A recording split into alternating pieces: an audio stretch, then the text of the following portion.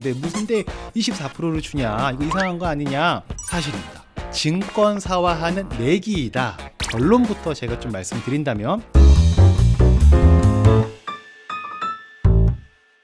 일단 인사드리고 시작하도록 하겠습니다. 자, 안녕하십니까. 목돈관리 전문기업 행센의 오영일입니다. 반갑습니다.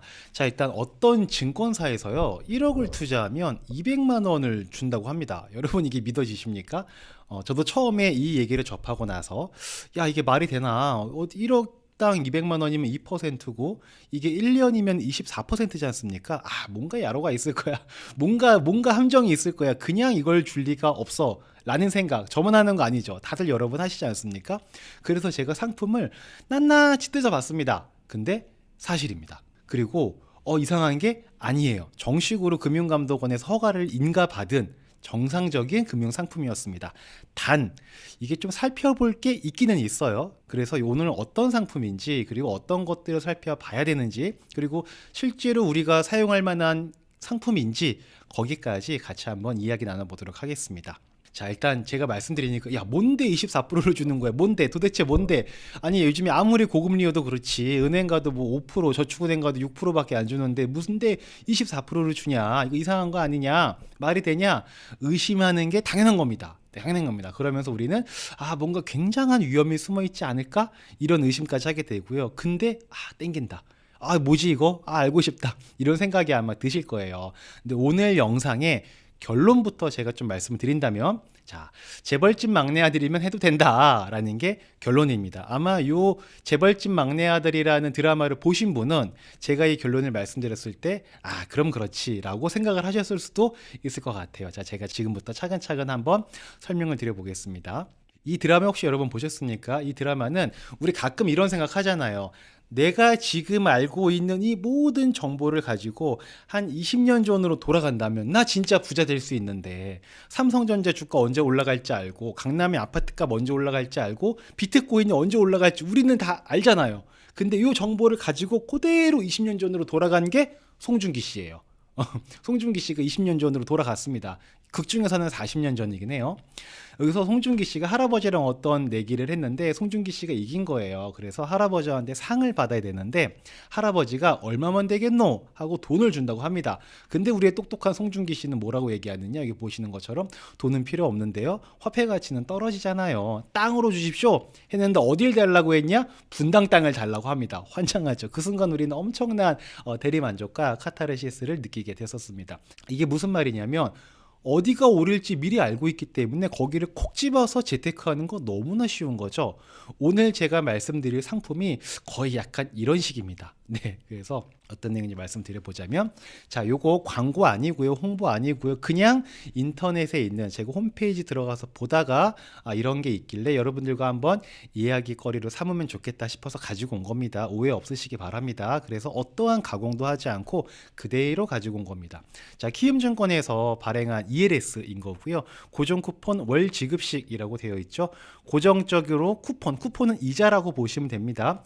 고정 이자를 월로 지급하는 ELS다라고 보시면 됩니다. 근데 여기 위에 보면 빨간색 박스 쳐 있죠. 고위험이라고 써 있습니다. 이거 잘 참고하셔서 설명 들으시면 됩니다. 자, 일단 오늘 제가 설명드릴 상품의 개요가 이렇게 됩니다. 딱 이제 ELS를 좀 해보신 분들은 요 개요만 딱 보면 이런 거구나 라고 바로 구조가 딱 머릿속에 들어오실 거예요. 근데 ELS를 경험해보지 않으셨던 분들은 이게 뭔 소리지? 여기 보면 낙인 베리어? 기초자산? 왜 기초자산이 두 개지? 막 헷갈리신 분들이 계실 겁니다. 근데 제가 누누이 말씀드리지만 우리는 모를 수 있습니다. 네, 그게 부끄러운 것도 아니고 잘못된 것도 아닙니다. 우리는 내가 직접 경험하지 않았거나 누군가로부터 듣고 배우지 않았다면 모르는 게 당연한 겁니다. 우리가 알고 있는 모든 지식과 정보는요, 내가 직접 경험을 했거나 누군가로부터 배운 거잖아요. 마찬가지로 ELS에 대한 상품 개요도 아마 경험해보지 않았거나 직접 누군가로부터 듣고 배우지 않았다면 모르는 게 당연합니다. 근데 이제 이 개요만 딱 보면 모르시는 분들이 있을 수 있기 때문에 증권사에서는 친절하게도 이렇게 그림으로 설명을 해놨습니다. 근데 더 환장하죠. 이상하죠. 더 복잡하지. 아, 이게 뭔 말이야. 이게 그림, 이게 뭔가 분명히 정보가 많이 들어있는 것 같긴 한데 우리한테는 약간 미로처럼 매지가이처럼 보이기도 한다라는 거죠. 그래서 제가 오늘 이 상품을 말씀드리기 전에 ELS라는 거에 대한 기본 개념을 좀 말씀을 드릴 거예요. ELS에 대한 기본 개념을 말씀을 드리고 그 다음에 이 그림을 다시 한번 볼 겁니다. 그러면 하고 그냥 그림 보자마자 한 10초면은 이 상품에 대한 분석이 끝날 겁니다. 그렇게 만들어 드리는 게 오늘 저의 목표다라고 보시면 될 것 같습니다. 자, 일단 우리가 ELS부터 한번 같이 정보를 공유를 해보시자고요. 전혀 어렵지 않습니다. 영어로는 뭐 에쿼티, 링크드, 시큐리티 이렇게 써 있어요. 근데 쉽게 말하면 ELS라는 건 이겁니다. 뭐냐면 증권사와 하는 내기이다 라고 보시면 됩니다. 여러분, 내기는 뭔지 아시죠? 네가 맞아 내가 맞아 해서 맞는 사람이 이기고 돈 가져가는 거잖아요. 그게 내기지 않습니까? 증권사는 내기이다 라고 보시면 되는데 어떤 내기냐? 고객이 먼저 얘기를 합니다. 모모 주식이랑 모모 주식은 3년 동안에 50% 밑으로는 절대 안 내려갈 것 같아 라고 얘기를 하니까 증권사가 아닌데 난 내려갈 것 같은데? 생각은 다를 수 있죠. 그래서 다시 고객 얘기를 합니다. 절대 안 내려간다니까? 그러니까 증권사가 야, 그럼 내기하자 해서 내기가 성사가 됩니다. 조건은 어떻게 되는 거냐면, 좋아, 내가 이기면이란 얘기는 50% 밑으로 안 내려가면이란 얘기죠. 내가 이기면 연 10% 이자 줘. 그리고 50% 밑으로 빠지지만 않으면 3년 되는 만기 시점에 손실 나더라도 그 손실분 네가 다 물어주는 거야 라는 조건을 겁니다. 이게 무슨 말이냐? 3년 만기 동안 딱 내기를 할 건데 그 사이에 3년 동안 한 번도 50%로 빠진 적이 없다. 그러면 일단 10%씩 주는 거예요. 연 10%니까 3년이면 30% 달라는 얘기인 거죠. 그리고 만기 때 이게 100만 원으로 시작한 게 100일 수도 있고 110일 수도 있고 80일 수도 있지 않습니까? 근데 만약에 80까지 된다 하더라도 80으로 떨어지게 되면 20이라는 손실이 발생하는데 그것도 네가 물어줘. 왜? 50%까지 안 떨어졌으니까 라고 하면 조건은 다는 거예요. 그러니까 증권사는 콜? 오케이, 좋아. 왜? 증권사는 50% 밑으로 떨어질 거라고 생각을 하고 있거든요. 그래서 증권사가 얘기를 합니다. 만약에 50% 미만으로 한 번이라도 떨어지면, 이게 중요합니다. 한 번이라도 떨어지게 되면 너는 이자도 없고 만기의 손실도 다 네가 책임지는 거다. 그리고 만약에 이게 너무 잘 돼서 100만 원에 시작하는 게 만약에 100만 원으로 시작했을 때 2배가 돼서 막 200만 원 돼도 나는 너 딱 연 10%만 줄 거야 라고 둘이서 내기를 하는 겁니다. 여기까지는 별로 어려운 거 없으시죠? 그래서 마지막에 한 번 더 얘기합니다. 고객이 뭐라 그러냐면 오케이, 좋아, 그 조건 수용하겠어. 근데 야, 3년 너무 길다, 너무 루즈하다. 그러니까 중간에 6개월마다 일정 조건을 만들어 놓고 그 조건이 달성이 되면 내기를 끝내자, 정리하자 라고 얘기합니다. 그랬더니 증권사가 그래, 오케이, 좋아, 동의가 되네. 그럼 6개월마다 조기 상환 평가하는 기준을 만들어 줄게 라고 해서 만들어지는 게 ELS다 라고 이해를 하시면 됩니다. 여기에서 포인트는 뭐냐면 이 50% 밑으로 내려가지 않을 것 같다고 생각하는 고객과 50% 밑으로 내려갈 것 같다고 생각하는 증권사가 둘이 내기를 한 겁니다. 요 포인트입니다. 요거를 잘 기억하시면 됩니다. 자, 그러면 이제 기본적으로 제가 설명을 드릴게요. 아까 전에 제가 50% 미만으로 내려갈 것 같다 라고 얘기하는 증권사, 50% 미만으로는 안 내려갈 것 같다 라고 하는 고객이 있었잖아요. 그럼 그 50%를 우리는 전문용어로 뭐라고 부르냐면 락인이라고 얘기를 합니다. 그리고 기초자산, 아까 전에 우리가 무슨 땡땡 주식이 얼마까지 안 내려갈 것 같아 라고 했던 그 대상이 되는 주식 있잖아요. 그 관찰 대상이죠. 우리의 운명을 좌지우지하는 관찰 대상, 그걸 우리는 기초자산이라고 얘기를 합니다. 이해되시죠? 그래서 기초자산이 3년이라는 기간 동안 이 낙인 베리어라고 하는 이 50% 미만으로 떨어지지만 않으면 고객이 이기는 거고요. 근데 여기 낙인 베리어로 떨어졌다가 올라온다. 그러면 그때부터는 경우의 수가 좀 달라지게 됩니다. 뭐가 됐든 이 50만 원 미만까지 떨어지느냐 안 떨어지느냐가 우리는 포인트다라고 보고 설명을 들으시면 됩니다. 자, 물론 제가 지금 설명을 드리면서 약간의 왜곡이 있기는 있어요. 근데 어쩔 수 없습니다. ELS가 워낙에 복잡하기 때문에 한마디로 정의할 수가 없어요. 그래서 제가 차근차근 이렇게 단계별로 말씀을 드릴 거니까 그냥 그 순서대로만 좀 이해를 잘 하시면 될 것 같습니다. 자, 만약에 우리가 이제 내기를 시작을 했어요. 그럼 그 기초 자산이 100만 원인 게 이렇게 될 수 있겠죠. 막 내려갔다 올라갔다 내려갔다 올라갔다 왔다 갔다 하다가 딱 50만 원 조금 되기 전에 51만 원 정도에 끝난 거예요. 그러면은 고객이 이긴 거예요? 증권사가 이긴 거예요? 고객이 이긴 거죠. 왜? 한 번도 50% 미만으로 떨어지지 않을 거라고 배팅을 한 게 고객이잖아요. 그러니까 이때 고객이 뭐라고 하냐면 거봐, 내가 50% 미만으로 안 떨어진다고 했지? 라고 합니다. 그때 증권사가 그렇네. 연 10% 해가지고 3년치 30% 이자 여기 있어 줄게 하고 원금까지 같이 주는 거예요. 증권사는 박살이 난 거죠. 네, 박살이 났습니다. 다일랑님 고객 맞습니다. 박살이 났습니다. 웃기죠? 100만 원에 시작했는데 이게 51만 원까지 떨어졌어요. 그럼 원래는 49만 원, 49%가 손실인데 지금 이 ELS라는 상품은 3년치 이자, 30% 이자도 받았고요. 그리고 원금도 손실이 안 났습니다.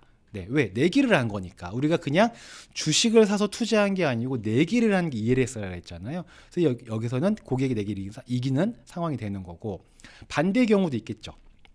이 초록 색깔 선을 보시면 막 왔다 갔다 하다가 150까지 올라갔습니다. 그러면 여기서 누가 이긴 겁니까? 당연히 고객이 이긴 거죠. 왜? 낙인 50% 선을 한 번도 건드린 적이 없으면서 만기에 끝났잖아요. 그러니까 고객이 이긴 거예요. 근데 이걸 꼭 고객이 이겼다고만은 볼 수 없습니다. 여기서부터는. 자, 왜 그러냐면, 자, 이것 봐. 내가 50% 미만으로 안 떨어진다고 했지? 라고 고객이 얘기했습니다. 그래서 똑같이 증권사는 그렇네. 연 10% 해가지고 3년치 30% 이자 여기 있어. 라고 얘기를 합니다. 근데 나머지 20%는 내가 갖는다. 라고 얘기를 하는 거죠. 이게 기초자산이 100만 원으로 시작해서 150만 원까지 올라갔어요. 그래도 고객은 정해진 이자만 받게 된다. 그 초과 수익분은 증권사가 가지고 가는 거다. 이러니까 딜이 성사가 되죠. 떨어졌을 때 낙인 배리어를 건드리지 않고 떨어졌을 때는 증권사가 손해를 보고 고객이 이익을 보는 거고요. 낙인 배리어를 터치하지 않고 50% 미만으로 한 번도 떨어지지 않고 상승해서 끝났다. 근데 많이 상승했다. 그러면 고객도 좋아요. 좋긴 좋은데 증권사도 그렇게 손해보는 장사는 아니에요. 네, 초과 상승분만큼은 증권사가 가져가니까. 이게 만약에 150만 원이 아니고 200만 원이었으면 고객 진짜 억울하지 않겠습니까? 그냥 이거를 ELS로 투자하는 게 아니고 기초자산을 내가 주식을 샀더라면은 100만 원이 200만 원 되는 거잖아요. 근데 ELS로 해가지고 이제 30%만 받게 되는 이런 구조가 만들어지는 게 바로 ELS다라고 보시면 됩니다. 자, 지금은 제가 낙인이 안 된 경우를 말씀드렸죠. 요거는 한 번도 이 50% 미만, 낙인으로 설정되어 있는 50% 미만으로 떨어진 적이 없던 사례의 경우의 수를 말씀드린 겁니다. 그래서 떨어진다 하더라도 고객은 이익을 보는 구조다. 근데 올라간다 하더라도 그 상승분은 고객이 다 가져가는 게 아니고 일정 부분 이상은 증권사랑 나눠 갖는 구조이다 라고 말씀드린 겁니다. 자, 다음 사례입니다. 자, 이번에는 낙인이 되는 경우를 한번 볼 건데요. 기초자산 가격이 오르락 내리락 하다가 이게 150만 원에 끝난 거예요. 상승해서 끝나긴 했어. 근데 우리는 뭐예요? 낙인이 발생했네? 이렇게 되면 여러분 어떻게 될까요? 누가 이기는 걸까요? 고객은 한 번도 50% 미만으로 안 떨어질 것 같다고 내기를 한 거고, 증권사는 50% 미만으로 떨어질 것 같은데 라고 내기를 했다라고 제가 말씀드렸잖아요. 근데 지금 딱 보면 기초자산 가격이 낙인 배리어를 한번 터치하고 그래도 상승을 했어요. 그럼 이런 경우에는 고객이 손해를 보는 걸까요? 아니면 증권사가 지게 되는 걸까요? 여러분 어떨 것 같으십니까? 이제 막 헷갈리기 시작하시죠. 자, 이때는 어떻게 되냐면 50% 미만으로 떨어질 줄이야. 그래도 반등해서 천만다행이다 라고 얘기를 합니다. 그리고 증권사가 또 얘기하죠. 운 좋은 줄 알아. 너 진짜 큰일 날 뻔했어. 이자랑 원금 여기 있다. 나머지 20%는 내가 갖는다 라고 얘기를 하는 겁니다. 그러니까 낙인을 터치를 하더라도요, 만기에 끝나는 가격이 얼마냐가 굉장히 중요한 거거든요. 낙인을 찍었다 하더라도 만기에 올라간 금액이 만기의 금액이 이렇게 올라가 있으면은 고객은 그냥 처음 조건 그대로 이자 다 받고 원금도 다 받습니다. 근데 초과되는 상승분이 있는 건 증권사가 가져가는 거죠. 자, 반대의 경우가 또 있을 수 있겠죠. 가격이 막 왔다 갔다 하다가 여기에 이렇게 낙인을 한번 찍습니다. 낙인을 한번 찍고 그 다음에 하락 마감한 거예요. 이러면 어떻게 될까요? 낙인을 한번 찍었어요. 그리고 만기에도 50만 원 근처에 가 있는 거예요. 51만 원이고 뭐 50만 원이라고 하면 가정을 하겠습니다. 그러면 어떻게 되느냐? 고객이 얘기를 합니다. 50% 미만으로 떨어질 줄이야. 그때 증권사가 얘기하죠. 내가 이겼지, 이자도 없고 손실은 자네가 알아서 하시게 라고 해서 게임은 종료가 되는 겁니다. 무슨 말이냐면 낙인을 찍지 않았을 때는 이 낙인 위에서만, 여기 어디인가에서만 끝나도요 괜찮아요. 근데 낙인을 찍는 순간 여기에 있으면 안 됩니다. 그때부터는 하나의 조건이 더 만들어지거든요. 그게 뭐냐면 그 조기 상한이 있다고 말씀드렸잖아요.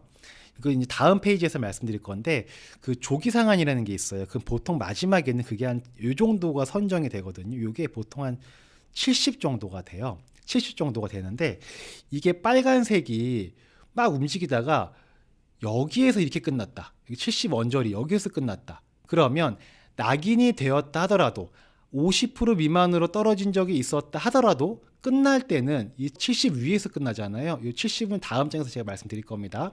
70 위에서 끝났다. 이러면 어떻게 되느냐? 이러면은 원금과 이자를 다 받습니다. 낙인을 찍었더라도 마지막에 70 이상이면 원금과 이자를 다 받는 거예요.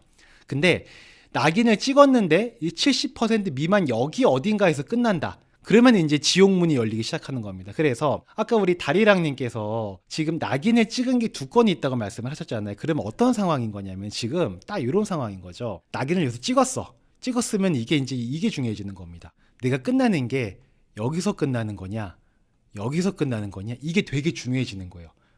낙인을 안 찍었다면은 그냥 50 위로만 끝나면 되는 건데, 낙인을 찍었다면 70보다 높아야 되는 거예요. 조금 더 까다로운 조건이 생겼다라고 보시면 됩니다. 그래서 이 낙인을 찍었냐, 낙인을 안 찍었냐, 이게 굉장히 중요한 지점이 되는 거죠.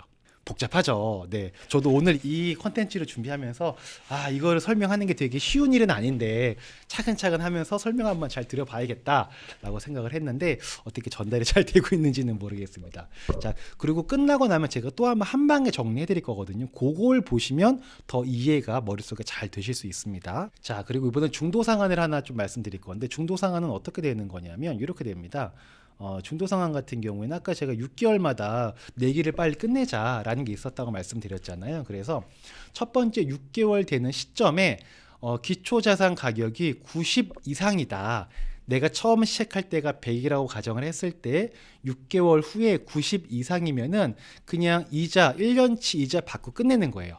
근데 1년치 이자라고 해서 6개월 되는 시점 1년치를 다 받는 게 아니고 연이자 10%니까 6개월이면 5%만 받고 내기는 끝나는 겁니다. 이해되시죠? 그리고 만약에 근데 6개월 되는 시점에 90보다 조금 아래 여기 어딘가에 있다.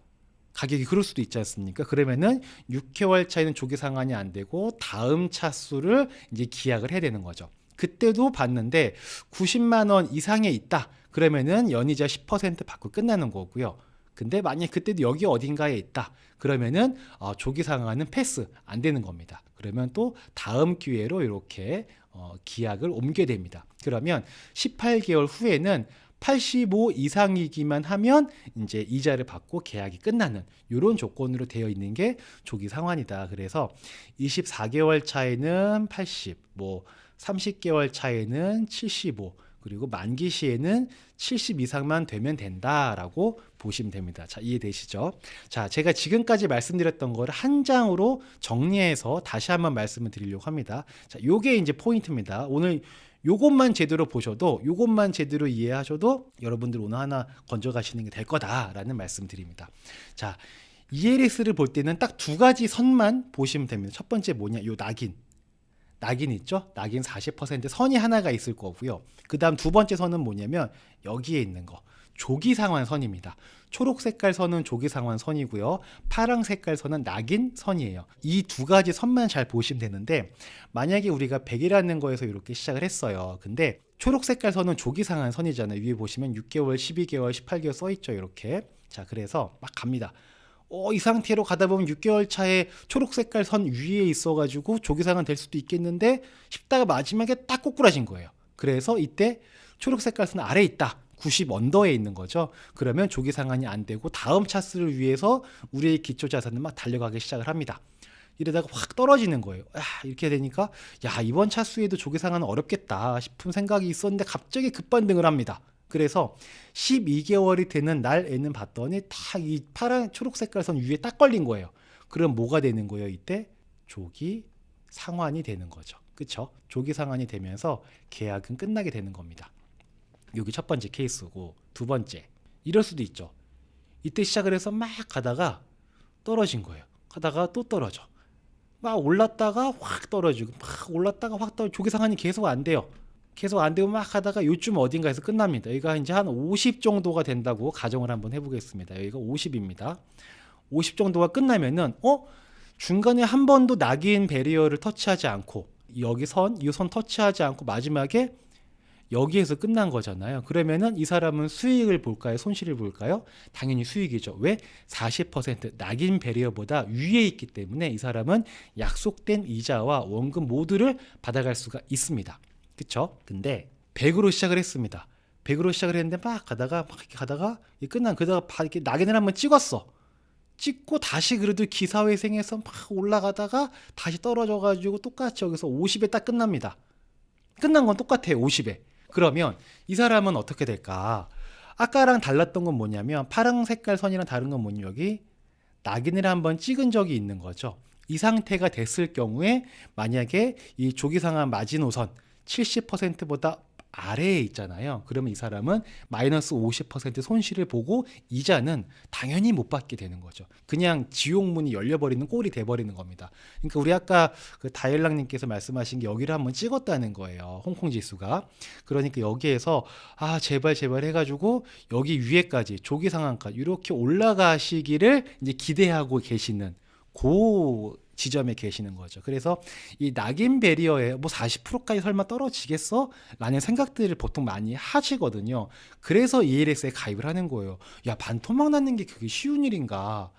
쉽지 않지만 불가능한 일이 아니라는 걸 우리가 좀 주목할 필요성이 있습니다. 그래서 다시 한번 정리하자면 ELS는 이렇게 낙인 배리어 선, 파랑 색깔 선이 있고 조기 상환하는 초록 색깔 선이 있다. 근데 한 번도 낙인을 건드리지 않았더라면 40% 이상만 되면은 이자와 원금을 다 받을 수 있는 거고, 낙인을 했다고 해서 게임이 끝나는 건 아닙니다. 끝나는 건 아니고 낙인을 했기 때문에 40%가 아니고 조기상환 최저 마지노선이었던 70% 이상 돼야지 원금과 이자를 받을 수 있다. 만약에 70%와 그 이하로 떨어지게 된다면 떨어진 만큼 다 손실로 다가오게 된다라고 하는 게 ELS의 전체적인 구조입니다. 이 정도면 어떻게 설명이 좀 됐을까요? 모르겠습니다. 여러분 어떠십니까? 좀 이해가 되십니까? 일단은 이 정도로 정리를 하도록 하고, 자, 다시 오늘의 주제로 한번 돌아가 보도록 하겠습니다.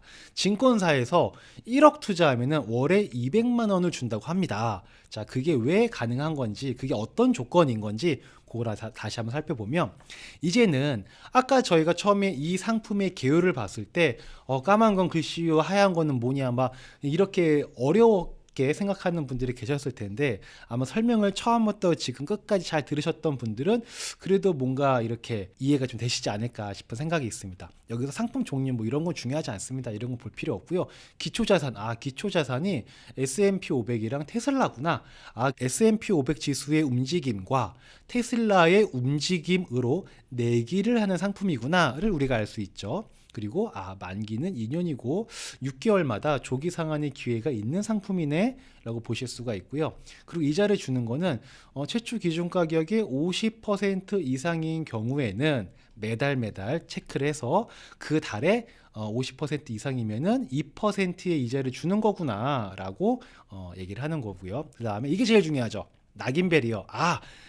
40%만 안 찍으면 되는 거구나. S&P 500이랑 테슬라가 2년 사이에 40%까지만 안 찍으면 아무런 문제가 되지 않겠구나 라는 이해를 하시면 오늘 저는 여러분에게 만족스러운 설명을 했다라고 보면 될 것 같습니다. 자, 이런 거고요. 그리고 아까 전에 제가 요 개요에 대한 걸 쉽게 설명해 놓은 게 이 그림이라고 말씀드렸잖아요. 이제는 이 그림이 조금은 보이실 수도 있습니다. 왼쪽에 있는 월 쿠폰 지급의 이 쿠폰이 이자라는 거고요. 이제 조기 만기 상환 시기는 원금 받는 거 라고 이해를 하시면 됩니다. 자, 그러면 여기 이자는 어떤 조건이면 주나 이렇게 봤더니 수익 지급 평가일에 기초자산의 종가가 모두 최초 기준 가격의 50% 이상일 경우에는 월 수익을 지급해 드리겠습니다. 그러니까 S&P 500과 테슬라의 가격이 지급 평가일 기준으로 했을 때 두 가지의 종목 모두 50% 이상의 상태를 유지하고 있다. 그러면 2%의 이자를 드릴게요 라고 하는 게 이 그림으로 표현이 된 겁니다. 그래서 이 50% 이상이면은 이렇게 이 구간에 계시면은 이자를 드릴게요 라고 하는 겁니다. 그리고 만기에 보니까 조기상환이 6개월, 12개월, 18개월 만기 2년짜리 상품인데 첫 번째 6개월과 12개월에는 85% 위에 있으면 조기상환되고 끝나는 거구나 라고 보시면 되고 18개월 차에는 뭐 80% 이상이면 되고 만기 시점에는 70% 이상만 되면은 문제될 게 없는 거구나라고 이제 바로 이해를 하실 수가 있겠죠. 그리고 만약에 낙인배를 터치한 적이 있다. 그러면은 이제 70% 이상일 때 손실을 안 보는 거지. 낙인 베리어를 터치를 했다면은 요 구간으로는 다 손해를 보는 거지 않습니까? 그게 여기 나와 있는 겁니다. 30%에 터치했으면 30% 마이너스인 거고요. 마지막에 뭐 60에 터치했다. 그럼 60% 마이너스고 뭐 마지막에 뭐 0원 될 수도 있지 않습니까? 그러기가 사실상 쉽지는 않겠지만 그러면 0원이 되는 것이다 라고 얘기하는 게 이 그래프이다 라고 보시면 될 것 같습니다. 여러분 좀 이해가 되셨을까요? 자, 그래서 제가 정리를 하자면 이런 겁니다. 아까 제가 처음에 이 상품에 대해서 한 줄로 결론을 냈을 때 재벌집 막내 아들이면 이 상품 관심 가져도 되겠다라는 말씀 드렸잖아요. 무슨 말이냐면 이 기초자산이 지금 보면 이 S&P 500이랑 테슬라거든요. 그러면 사실 이 둘 중에 변동성이 큰 거는 당연히 요거 테슬라죠. 그러니까 여기서 우리는 S&P 500은 별로 중요한 게 아닙니다. 우리는 테슬라만 보면 됩니다. 테슬라의 가격이 2년 동안 40% 미만으로 안 빠질 것 같아.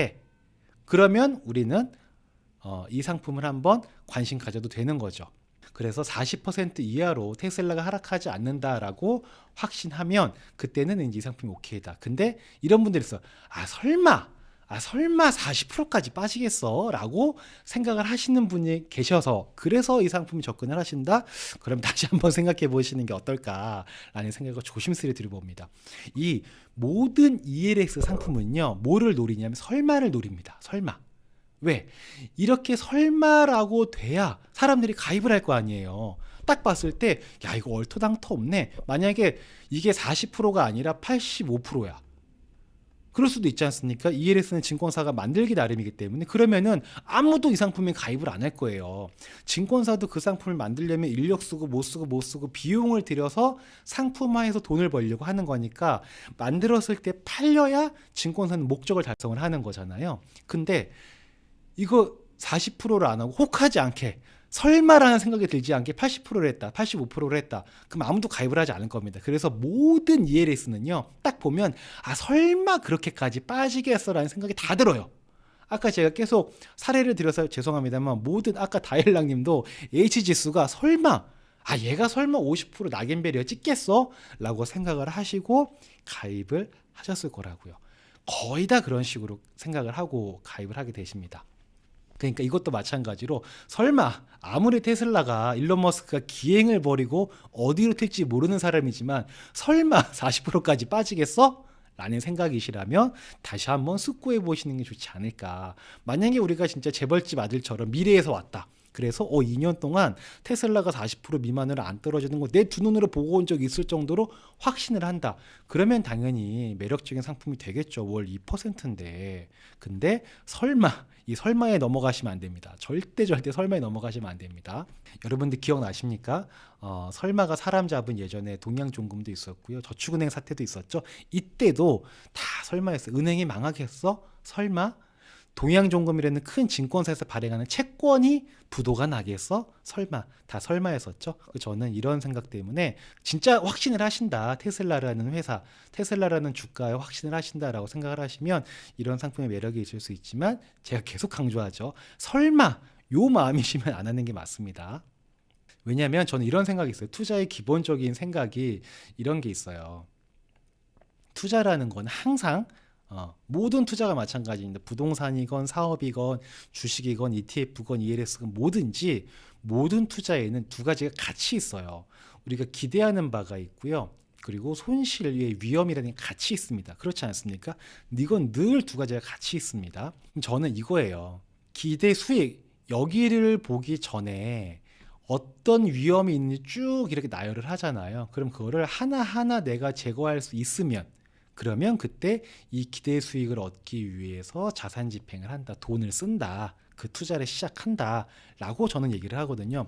저는 개인적으로 주식은 아예 안 하고 있지 않습니까? 주식은 삼성전자도 안 하고 애플도 안 합니다. 저는 아마존도 안 하고 구글도 안 합니다. 아예 안 합니다. 그 회사가 나빠서 그런 게 아니고요. 그냥 제 기준에 안 맞는 거예요. 무슨 기준? 이 위험을 다 없앨 수 없는 거예요. 회사는 언제 어떻게 망할지 모르는 거지 않습니까? 옛날에 우리 뭐 대우가 망할지 알았습니까? 그 옛날 그 IMF 때 한보그룹이 망할지 알았습니까? 아무도 몰랐던 거거든요. 그래서 저는 주식은 하지 않고 ETF만 하는 거죠. 왜? ETF는 한두 개 기업이 망하더라도 그 산업이 없어지지만 않으면 자본주의는 우상향이기 때문에 위험성을 없앨 수 있는 거죠. 그래서 저는 주식은 하지 않고 ETF만 운용을 하고 제 돈을 관리할 때 활용을 하게 되는 거죠. 마찬가지로 모든 ELS도 마찬가지로 이런 기대와 위험이 있어요. 기대는 다 좋아요. 좋죠. 매력적으로 다 만듭니다. 그래야 팔리니까. 그러면 그 속에 어떤 위험이 있는지를 잘 살펴보시고 그 위험을 어떤 위험이 있는지조차 모르시면 정말 하시면 안 되는 거고요. 어떤 위험이 있는지 알았다. 나열을 했다. 그러면 여기 보시는 것처럼 하나하나 이렇게 내가 제거할 수 있으면 거기에 내가 투입을 하는 거고 그게 아니라면은 안 건드리는 게 낫다. 재테크는 진짜 무서운 게 9번 잘하다가 한 번 실수하면 망하는 게 재테크입니다. 그렇기 때문에 천천히 가더라도 조금씩 수익이 난다 하더라도 남들이 귀염둥이라고 손가락질하고 비웃어도 이렇게 가는 게 맞다. 저는 그렇게 생각을 하고 제가 지금 재무상담사로서 17년 차 됐어요. 올해로. 근데 여태까지 이렇게 하지 않고 돈 버신 분? 저는 본 적이 없어요. 물론 한 번, 두 번 벌어서 화려했던 삶을 살았던 적이 있는 분들은 많이 봤습니다. 근데 안정적으로 경제적으로 애먹지 않고 그래도 남들한테 돈 때문에 아쉬운 소리 안 하고 사시는 그런 분들 있잖아요. 우리 주변에. 딱 이 상태로 투자를 했습니다. 저도 그래서 상담하면서 오히려 고객분들한테 배운 거였어요. 예전에 제가 어떤 상품들을 고객분들 설명할 때 이거는 이런 위험이 있는데 이거는 어떻게 없앨 거야? 이거는 어떻게 없앨 거야? 이건 어떻게 없앨 거야? 저한테 역으로 질문하시는 분들이 계셨거든요. 그때 제가 턱턱 막힐 때가 있었어요. 이런 걸 위험을 잡아내야 되는 거구나를 제가 많은 경험을 통해서 배웠고 저는 감사하게도 배운 걸 토대로 계속해서 제 재테크를 해왔고 지금까지 다행히 그래도 밥 먹고 사는데 어려움 없이 살고 있고 저희 고객분들도 손실 보지 않고 잘 해오고 있는 이유가 무조건 이겁니다.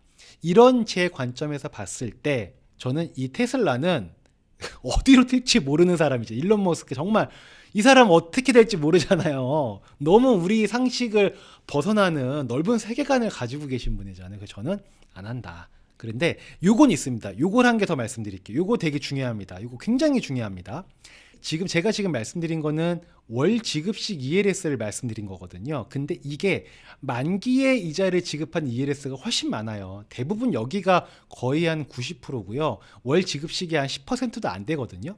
거의 이쪽에 들어가는 것들이 많아요. 근데 굳이 만기 이자 지급하는 ELS와 월 지급식 ELS를 비교한다면 저는 이 월 지급식 ELS에 손을 들어주고 싶습니다. 그 이유는 두 가지가 있습니다. 첫 번째, 월 지급식은 조건만 맞으면은 만기가 되지 않았어도 이자를 착착착 받았을 거 아니에요. 그러면 나중에 혹시 낙인 배리어를 찍고 손실이 발생한다 하더라도요, 이미 받은 이자는 뺏어가지 않습니다. 그러니까 그래도 뭔가 이 상품 해가지고 내가 좀 얻은 게 있잖아. 그래서 손실의 일부라도 좀 만회하는 역할이 된다.